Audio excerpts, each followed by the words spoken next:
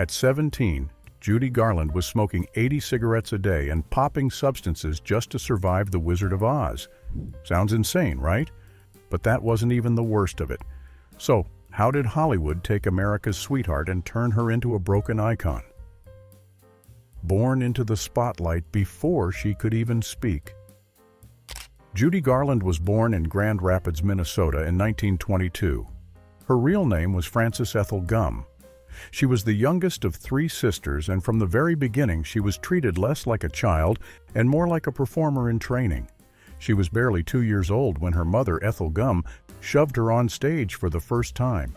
The family had a vaudeville act, and Judy joined her older sisters, Mary Jane and Virginia, singing and dancing in small theaters. She wasn't just the baby of the family, she became the act's main attraction. At the age of 2, she performed her first song on stage. The story goes that she sang Jingle Bells and then repeated it several times because the crowd wouldn't stop clapping. From that point on, performing wasn't a hobby, it was a job. At home, her mother kept a piano in the house and drilled the girls constantly. Judy's childhood didn't have playdates or playgrounds. It was rehearsals, costumes, and travel. When Judy was 4, the family left Minnesota and moved across the country. Their destination was California, and the reason was simple. Ethel wanted Judy in Hollywood. It didn't matter that Judy was still in preschool. Her mother believed she could be a star, and she was determined to make it happen. She didn't wait for Judy to ask. She packed up the family and moved them to Lancaster, then later to Los Angeles. Every decision was based on getting Judy into the film business. Ethel took her to auditions, arranged photo shoots, and pushed her into local talent shows. Judy sang at school, at clubs, at radio stations, anywhere someone might see her.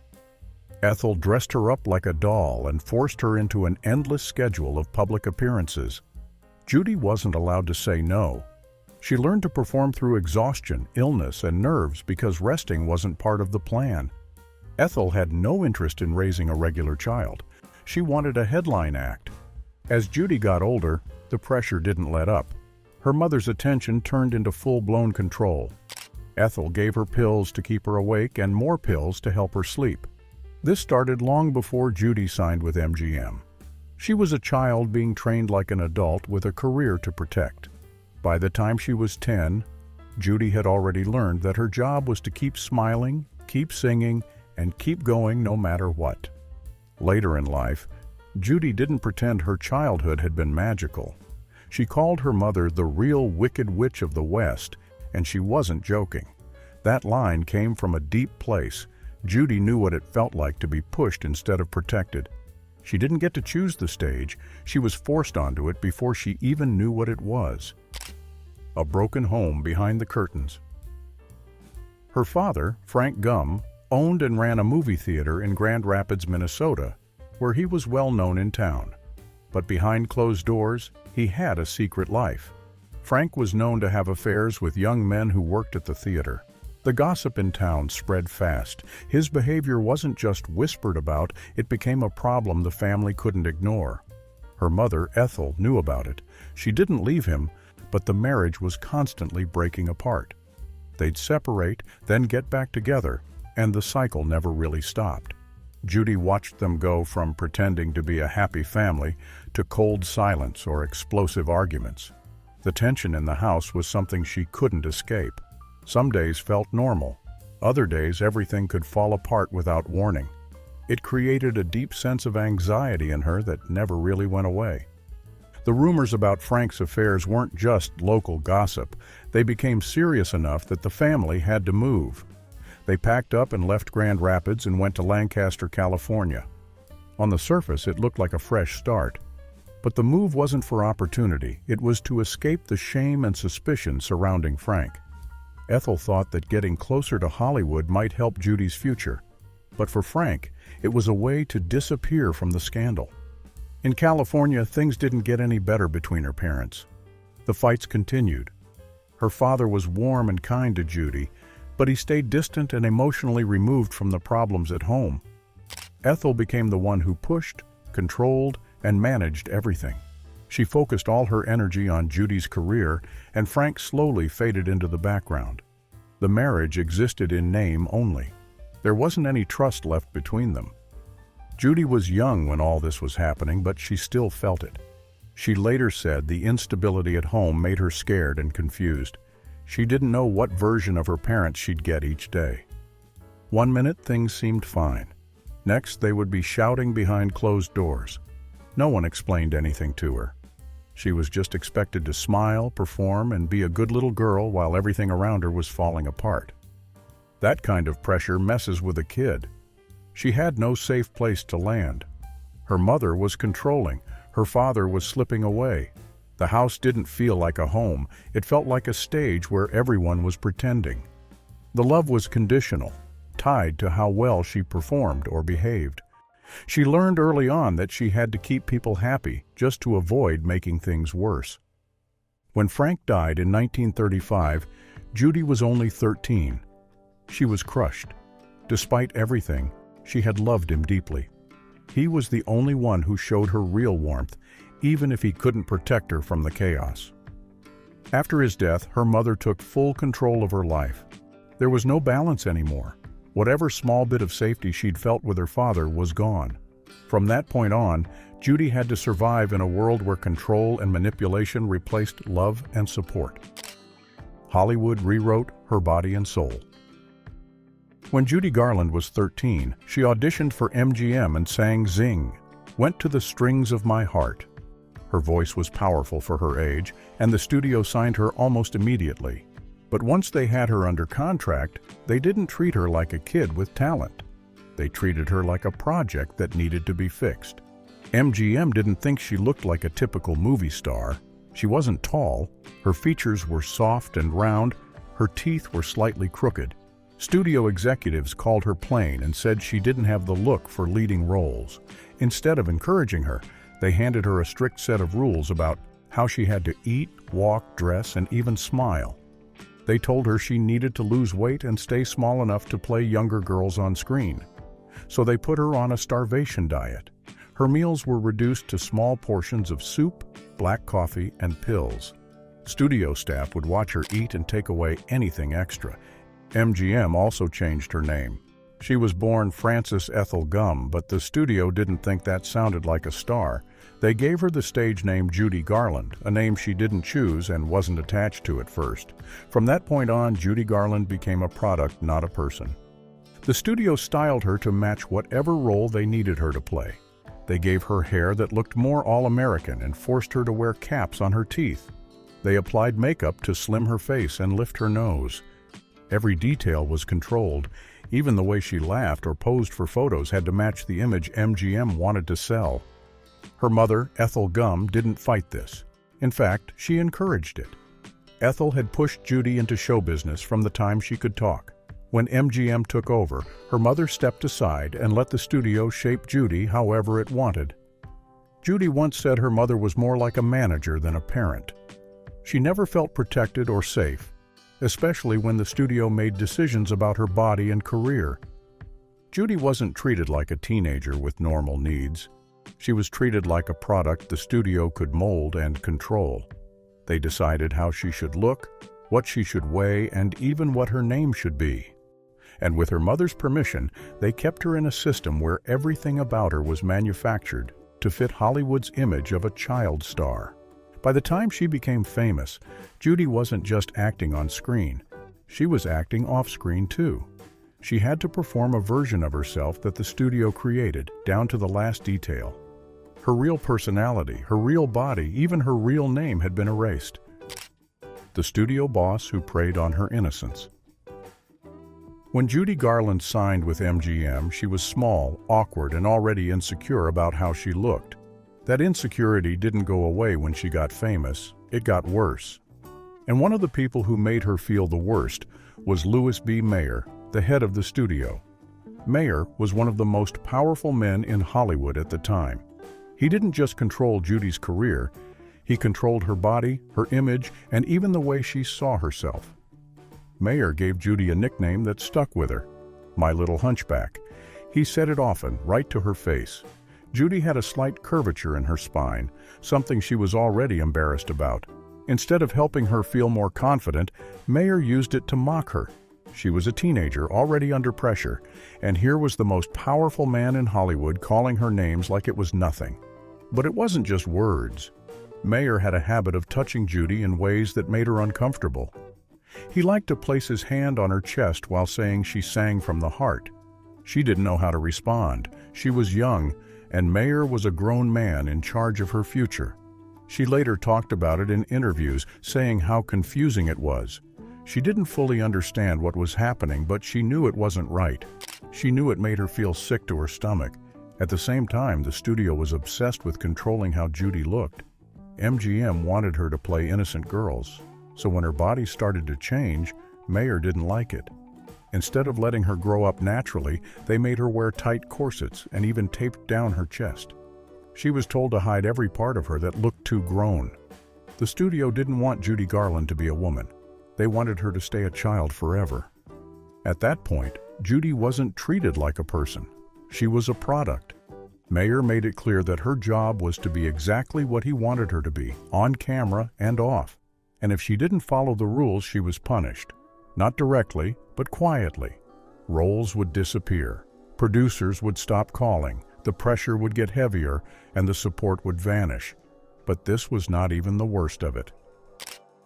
Pills, pressure, and the price of Oz. Judy Garland was only 17 years old when she played Dorothy in The Wizard of Oz.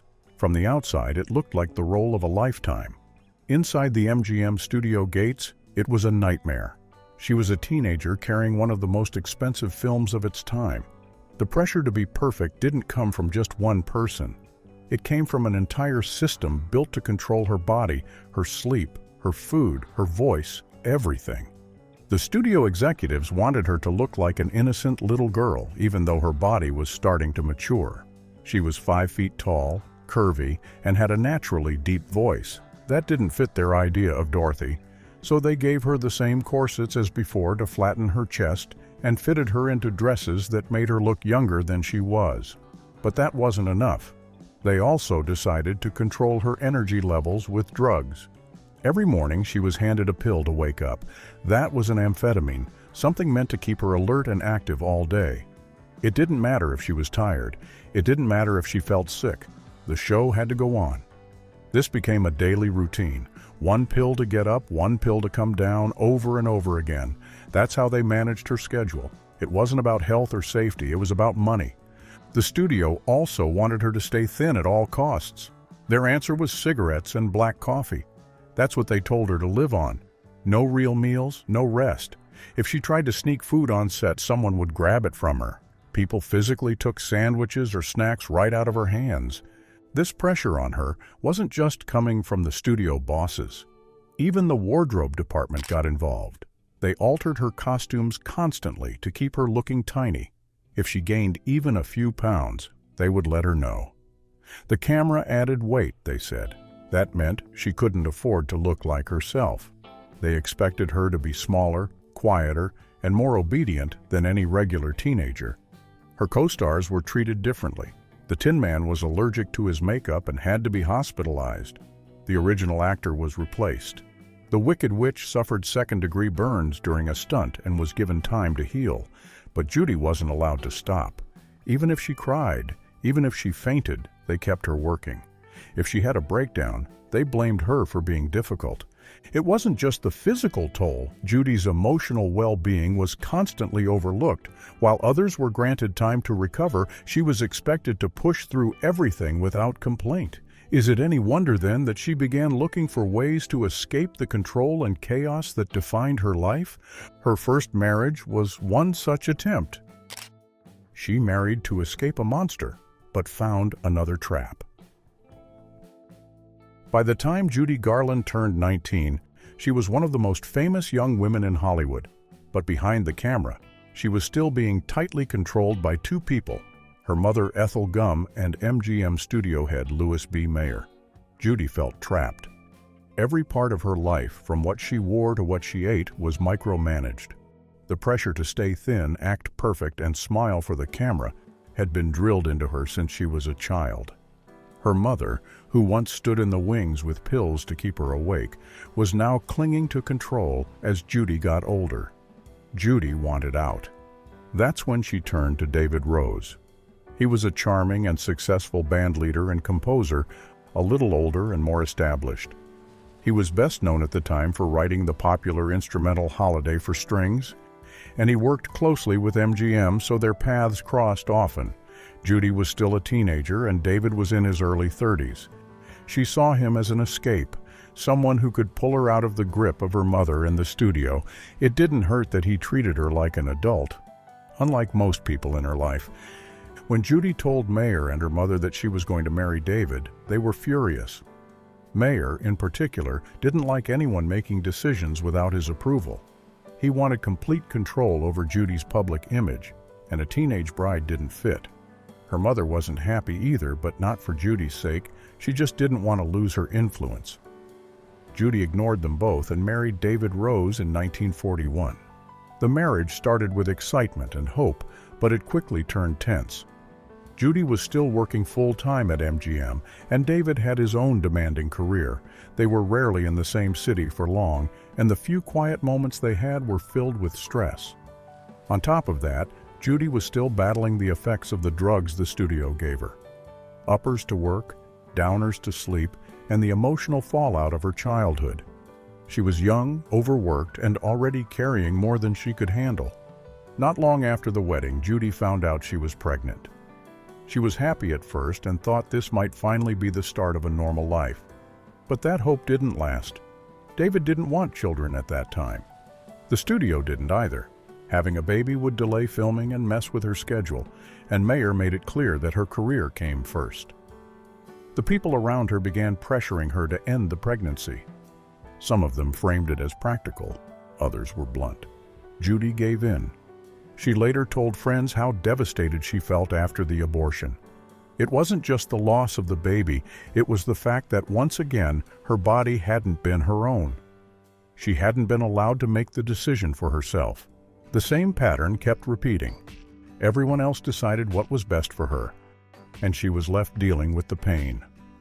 After that, her relationship with David broke down. They stayed married for another couple of years, but it never recovered. Judy threw herself deeper into work, and David drifted away. By 1944, the marriage ended quietly. No big scandal, no bitter headlines, just another failed attempt at freedom that left her more alone than before. But Judy kept moving forward, searching for connection, for stability, for something real. But what she found next was even more heartbreaking. Her husband was sleeping with his male assistant. In 1945, Judy Garland married film director Vincente Minnelli. She was 23 and he was a rising star at MGM. The studio liked the match because it looked good for publicity. Judy had just come off a string of hits, and Vincente had just directed Meet Me in St. Louis, one of her most beloved films. On the surface, it looked like a solid Hollywood pairing. Behind the scenes, it was built on denial and secrets. They had a daughter together, Liza Minnelli, born in 1946. Judy adored her and poured much of her love and energy into motherhood, but her marriage was already starting to show cracks. Minnelli was distant, often emotionally cold. Judy, who had grown up desperate for affection and approval, didn't understand why her husband seemed to avoid intimacy. She tried to make things work, but something was always off. Over time, the rumors started to reach her. People whispered that Minnelli had been in relationships with men before they met.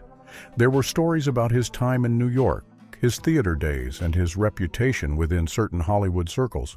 At first, she didn't want to believe it. The studio didn't want her to believe it either. MGM worked hard to keep scandals out of the press. They told her to ignore the talk and focus on her work. Then Judy saw it for herself. She walked in and found her husband in bed with a male employee. It was no longer gossip or rumor. It was happening in her home, in her marriage. She didn't yell. She didn't make a scene. She froze. The shock broke something in her.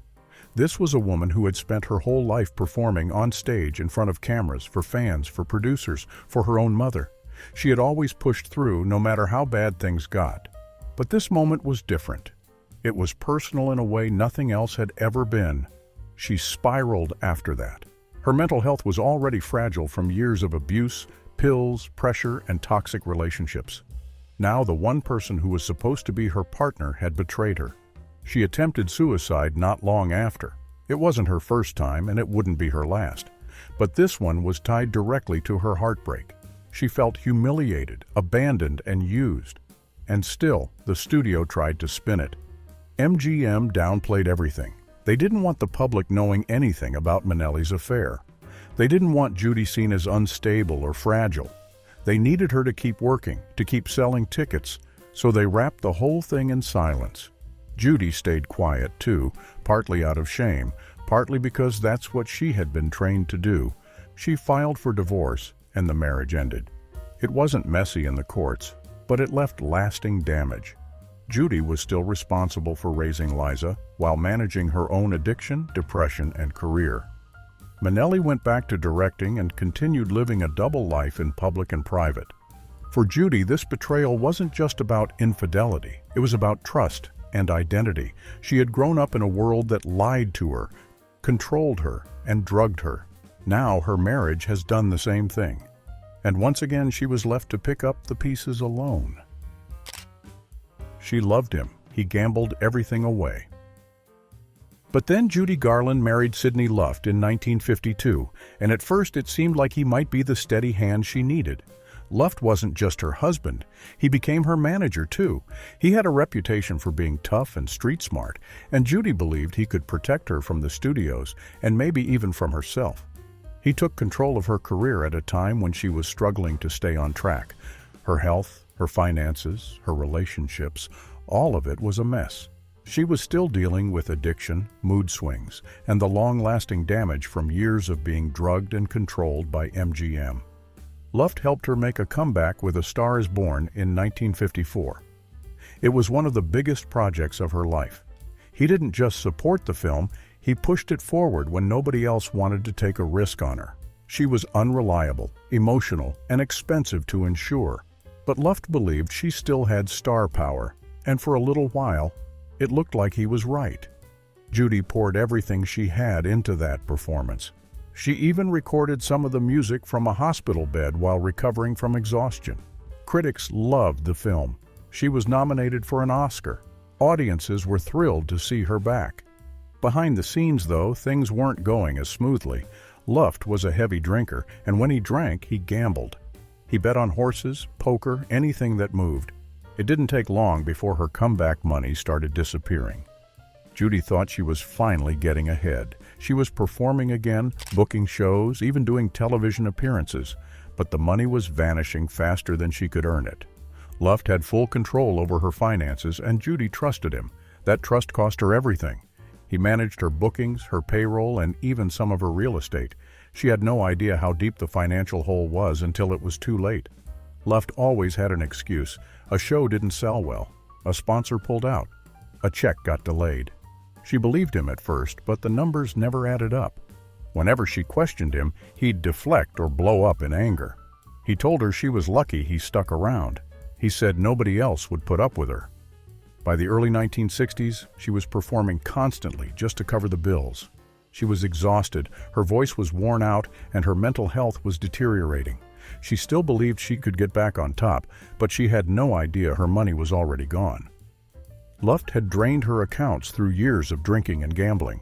The few people close to her started noticing how broke she looked, even while she was supposedly working nonstop. Her wardrobe fell apart. She sometimes didn't have enough money for basic expenses. People she owed money to were threatening lawsuits. In 1965, Judy found out the full truth. She was broke. The IRS wanted money. Her accounts were empty. She couldn't believe it. After years of giving everything she had to her work, she had nothing left. Luft had ruined her finances behind her back. She filed for divorce that same year. It wasn't just a breakup. It was the end of whatever security she thought she had. She had trusted him with her career, her money, her future, and he left her with nothing. But the heartbreak didn't stop there.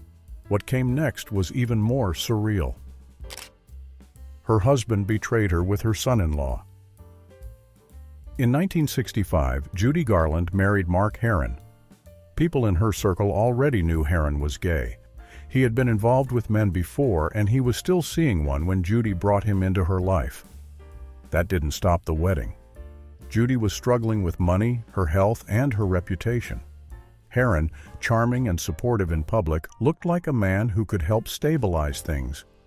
But behind closed doors, everything was falling apart. Herron and Judy didn't live like a couple. He wasn't interested in being intimate with her. They fought constantly. He drank, disappeared for days, and kept seeing other men. One of them was someone who would push their already chaotic family life into complete disaster. Judy's daughter, Liza Minnelli, had just gotten married to entertainer Peter Allen. She was only 19. It was supposed to be a happy time. Then she walked in on Mark Herron in bed with Peter. That moment shattered everything. Liza and Judy both saw what had happened. There was no excuse, no way to explain it. Herron had slept with his stepdaughter's husband. Judy ended the marriage quickly after that. It lasted only 5 months. She didn't go to the press with it, and she didn't talk much about it afterward. But people close to her knew the full story. It wasn't just a failed relationship. It was a complete betrayal by someone she had trusted in one of the worst periods of her life. Herron didn't fight the separation.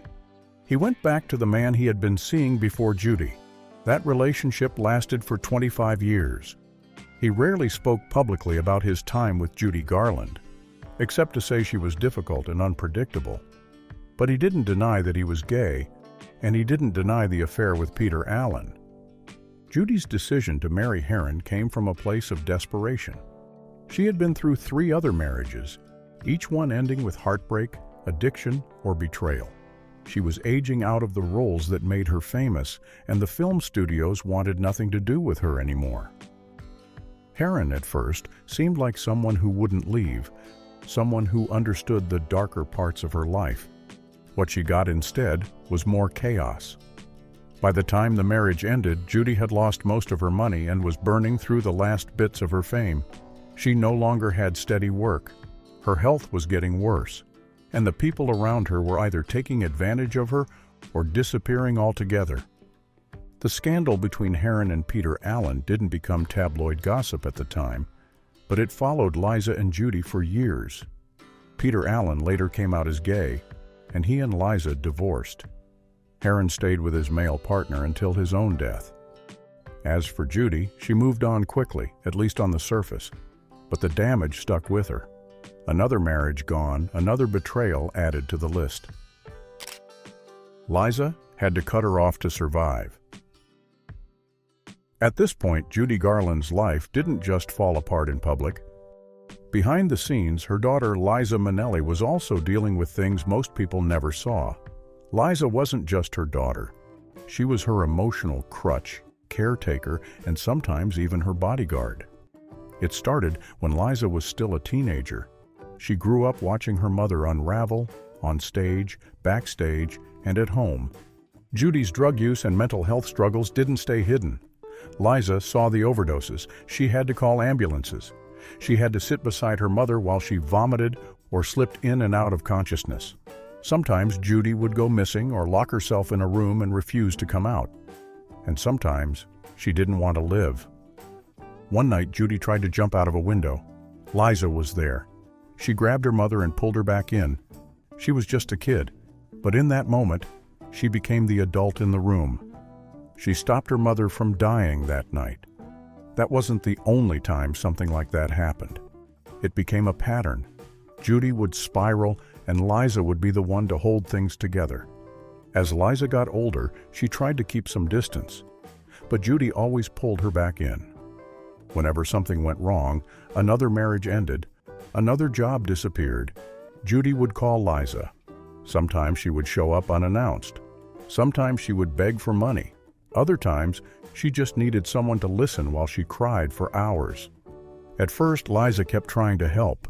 She paid for hotels. She tried to get Judy into rehab. She tried to find her work. But none of it lasted.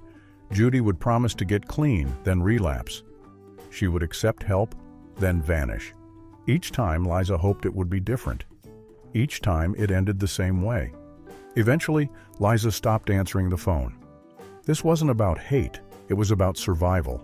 Liza had her own life to manage. She was trying to build her own career, and Judy's presence, unpredictable, chaotic, and painful, was making it impossible. Friends say Liza still loved her mother. She just couldn't keep watching her fall apart. By the end, they weren't speaking. Judy was staying with friends and fans. She moved from couch to couch, carrying her things in shopping bags. Liza was living in New York, focusing on her own work, refusing to look back. There was no final conversation, no closure, just silence. After years of carrying her mother's pain, Liza finally put it down and walked away. Addiction turned her children into caretakers. By the time Judy Garland was in her 40s, her addiction had taken over everything. She was barely functioning, and the people closest to her, especially her children, were left picking up the pieces. One of them was her other daughter, Lorna Luft, who was still just a teenager when she too became more of a caretaker than a child. Lorna was born in 1952, during Judy's third marriage to Sidney Luft. From the outside, the family looked like a Hollywood success story, but behind closed doors, it was pure chaos. Judy's drug use wasn't hidden. She took pills in front of her kids and often disappeared into long episodes of depression, rage, or paranoia. By the time Lorna was old enough to understand what was happening, she wasn't being raised, she was managing a crisis. There were nights when Lorna would come home from school and find Judy unconscious on the floor. There were mornings when she'd wake up to screaming or crying. Judy's mood could change fast. She could be charming and affectionate one moment, then hostile and unpredictable the next. Lorna learned early on how to keep things calm, how to talk her mother down from a spiral, and how to pretend everything was okay, even when it wasn't. One night, things got so bad that Lorna also had to physically stop her mother from harming herself, just like Liza had to. Judy was spiraling, and no one else was around. Lorna, still a teenager, had to grab her mother and hold her back. It wasn't the first time she had to step in like that. She became Judy's emotional lifeline, the only one who could talk her through her darkest moments. That responsibility would have been hard for any adult, let alone a young girl still figuring out her own life. Judy's son, Joey, wasn't safe from the chaos either. During one breakdown, Judy became so unhinged that she threw a knife at him. It wasn't just yelling or slamming doors. It was a moment of real violence that showed just how far gone she was. The house didn't feel like a home. It felt like a place where anything could happen at any time. No one felt safe. No one felt stable. Lorna tried to stay. She wanted to believe she could help, but over time, the weight of it all wore her down. By the time she was 16, she couldn't do it anymore. She packed her things and left. She wasn't running away from her mother. She was trying to survive. Living in that environment meant constantly watching your back, never knowing what version of Judy you were going to get. It was exhausting, and it was dangerous. Leaving wasn't easy. Lorna still loved her mom, but loving her wasn't enough to make the addiction stop. Judy needed help no one in the family could give her, and no matter how much Lorna tried to hold things together, it wasn't working. The drugs had taken too much from Judy already, her money, her health, her career. Eventually, they took her kids too. Not because they didn't care, but because they couldn't survive if they stayed. She was publicly fired and humiliated. In 1967, Judy Garland landed what could have been a major comeback role.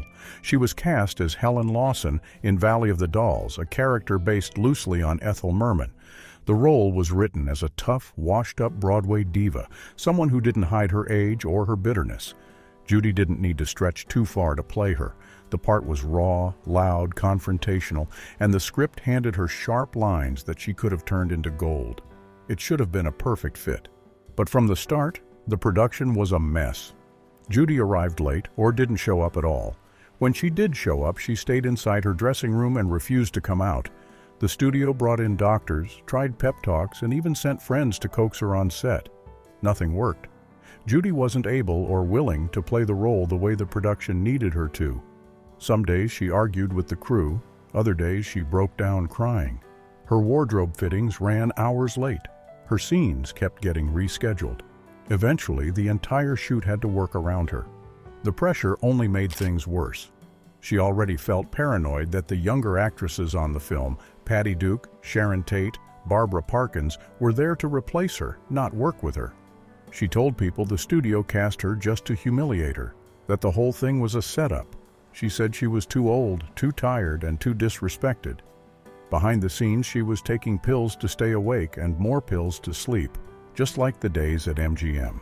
She hadn't been sober in years, and her body couldn't keep up with the schedule. At one point, she was so out of it she stumbled across the soundstage in a housecoat with lipstick smeared across her face, ranting about how the studio wanted to destroy her. The production team tried to be patient, but they were burning through time and money. Director Mark Robson had already shot around her in scenes where Helen Lawson didn't need to speak, hoping she'd pull it together for the dialogue days. She didn't. After a few weeks of delays and chaos, the producers had enough. They fired her before the movie finished shooting. There was no private meeting, no chance to clean it up quietly. Judy was removed from the cast, and the decision made headlines. She was replaced by Susan Hayward, who had to reshoot every scene Judy had already filmed. The studio issued a public statement wishing Judy the best and moved on like she'd never been part of it. Judy didn't get the full paycheck either. She had signed a contract that promised a decent salary, but after being fired, she only received half. The rest was withheld because she hadn't completed her scenes. It wasn't just about the money, it was another public failure stacked on top of the others. One more reminder that studios didn't see her as reliable anymore. That role could have helped rebuild her career. Instead, it became another headline about how far she had fallen. The memoir that could have told it all. By now, Judy Garland had lived through multiple marriages, multiple suicide attempts, studio control, and decades of addiction. She was old and already looked worn down by it all. She had stories, real ones, about Hollywood, her mother, the pills, the breakdowns, the men, the lies, and for the first time, she had a chance to tell them in her own words. She signed a book deal with Random House. It was supposed to be a raw, unfiltered memoir. No PR spin, no studio scripts, just Judy speaking her truth. She didn't want to use a ghostwriter. Instead, she spoke into a tape recorder. Alone in hotel rooms or between shows, she poured out story after story about Louis B. Mayer, about being given pills at 16, about abortions and breakdowns and being broke while the world thought she was rich. She recorded enough material to fill 65 pages. That's how far she got before everything started to fall apart again. She didn't write a manuscript. She didn't organize the tapes. She just kept talking but never finished the job. People close to her said it wasn't because she didn't want to, it was because she couldn't. Every time she tried to go back and listen to her own voice, it was too painful. The tapes weren't just memories, they were wounds that had never healed. Still, the publisher waited for years. They even paid her a $35,000 advance up front, which was a lot of money in 1960. But Judy didn't save it. She couldn't. She was always in debt, paying off old agents, back taxes, hotel bills, doctors. That $35,000 disappeared as quickly as it arrived. She told people she used most of it to live while she worked on the book, but there was no book. By 1963, Random House started to worry. Judy wasn't turning anything in. She wasn't answering calls. The publisher finally asked to hear some of the tapes she'd made. When they listened, they were shocked. The content was powerful, but it was also messy, scattered, and emotional. Some of the stories were inconsistent. Some were just rambling, and there were legal concerns. Judy named names, people who were still alive and still powerful. If even one of them sued, the publisher could be in serious trouble. In 1966, Judy made one last attempt to revive the project. She reached out again and said she was ready to finish the book. She promised she'd pull the material together, edit it, and send it in. But Random House had already moved on. Her credibility was gone, the advance was spent, and she hadn't delivered anything they could use. They told her no. After that, the project died. The tapes were boxed up and forgotten. Judy never got another book deal. She spent the next few years drifting through small gigs and personal chaos, but she never went back to the memoir. All those hours of her speaking the truth, all that pain and experience, never made it to the page. The book that could have set the record straight stayed unfinished, and Judy never got another chance to finish it. From Hollywood star to homeless and forgotten. At this point, Judy Garland was almost completely out of money. She was 46 years old and had nowhere to go. She didn't own a house, didn't have a steady income, and couldn't even afford a permanent place to stay. She drifted between hotel rooms, cheap rentals, and the couches of fans or acquaintances who felt sorry for her. Some people let her stay out of sympathy. Others just wanted to say they had a legend in their home. Judy carried her life around in shopping bags. Clothes, makeup, pills, letters, everything she still owned was shoved into plastic and paper sacks that she dragged from place to place. To get around that, Judy started performing under-the-table shows at small clubs and bars. Some were scheduled last minute. Others were arranged through fans who knew club owners or had connections. She needed to be paid in cash, and the money had to stay off the books. Most of the venues were far beneath her former level. She had once headlined sold-out concerts at the Palladium and Carnegie Hall.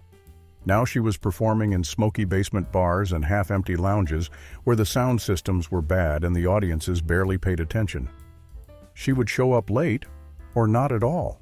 Sometimes she looked so frail that people didn't recognize her at first.